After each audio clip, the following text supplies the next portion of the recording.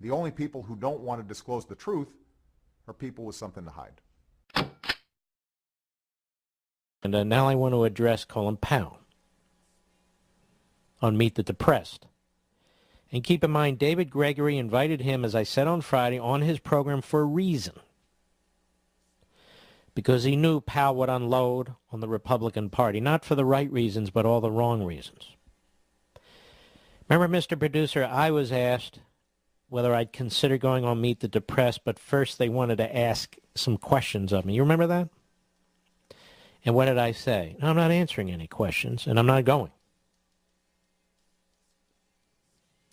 I don't do pre-interviews for so-called news programs.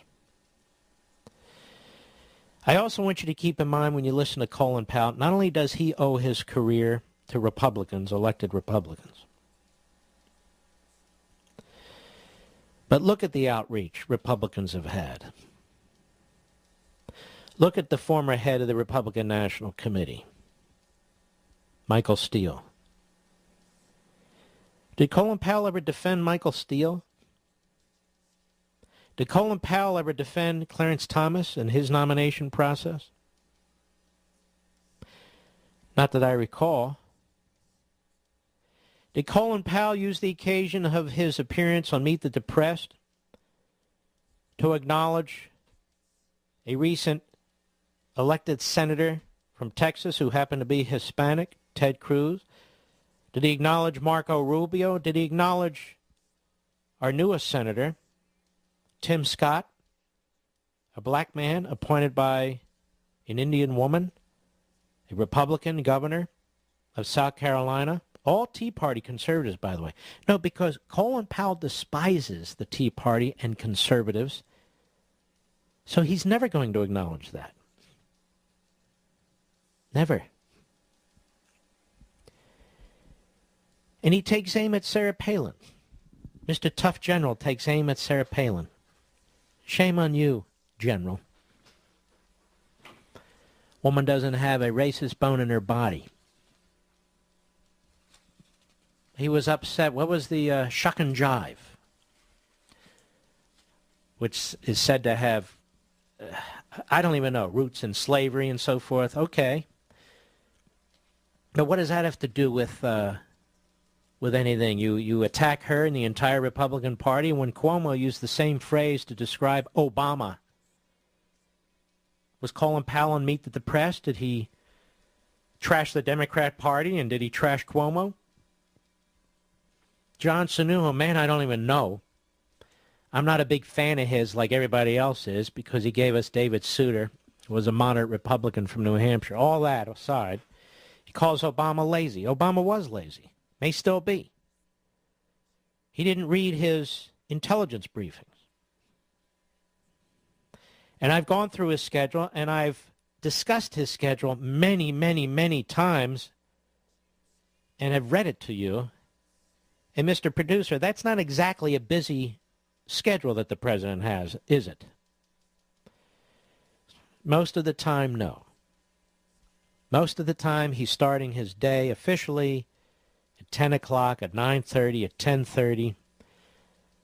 And there's some minimal, superficial event in between, not all the time, but too often. And then some grand party or something at the end of the day. I don't know. Man's played over 100 rounds of golf. You have to be an idiot not to see this. Mr. Powell, General Powell, Secretary Powell. But there you are. Trashing. Colin Powell votes for Obama twice. The first time he waited to the most damaging time to announce his support for Obama, damaging to McCain. McCain hardly a right-winger. McCain, all those things that Colin Powell says he wants. But Powell couldn't bring himself to endorse McCain. I wonder why. This time around, another fairly moderate to conservative Republican nominee, Mitt Romney. Colin Powell shouldn't be offended by Mitt Romney. Yet there he is, backing Obama again. Obama, with a disastrous foreign policy.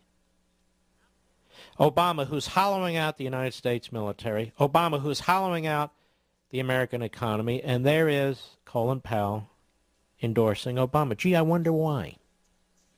Because none of this makes sense rationally or intellectually. Must be emotional or something. And now Powell, who's had a wonderful life as a Republican, has benefited from one Republican administration after another. He's a multimillionaire living in a mansion in McLean, Virginia. He's angry at the Republican Party. Among other things, he had this to say. Cut 12, go. There's also a dark vein of intolerance in some parts of the party. What do I mean by that? What I mean by that is they still sort of look down on minorities. Stop right there. That is so disgusting and pathetic. So absolutely outrageous. In addition to a bold-faced lie. For him to play that race card,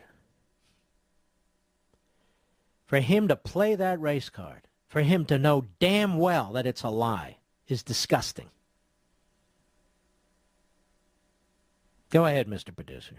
How can I evidence that?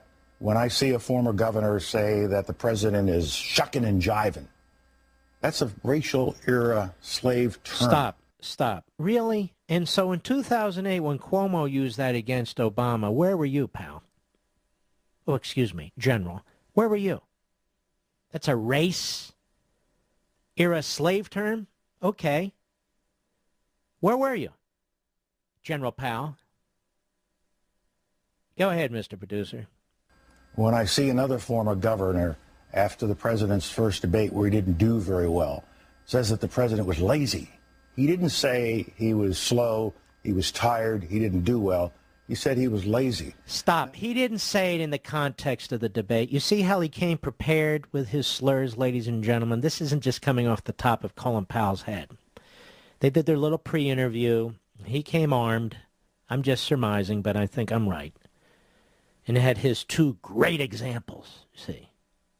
Great examples of racism, which are not examples of racism at all. Go ahead. It may not mean anything to most Americans, but to those of us who are African Americans, the second word is shiftless, and then there's a third word that goes along with it. Stop. They didn't say shiftless. Now, did they, General Powell?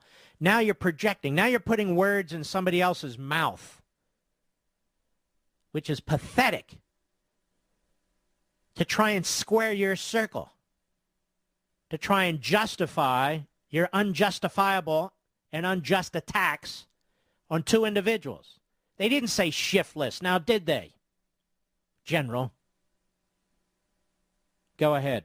The whole birther movement. Why do senior Republican leaders tolerate this kind of discussion within the party? Stop. What Republican tolerate it? It's called the First Amendment, genius. What are the Republican leaders supposed to do with the birther movement? Should we round them up, General?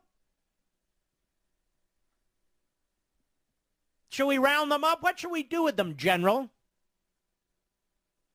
And what does that have to do with racism anyway?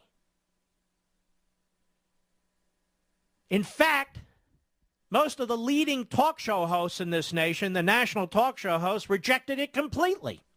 But that said,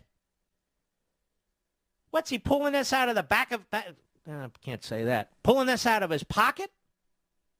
Look how he's stretching to make an illegitimate point. Go ahead, Mr. Producer. That's it. That's enough. But I'm sure Powell's very angry about Chuck Hagel's Jewish lobby comment. Because you don't have to read between the lines on that one, do you, General? Well, let's find out as soon as I come back. Mark Levin.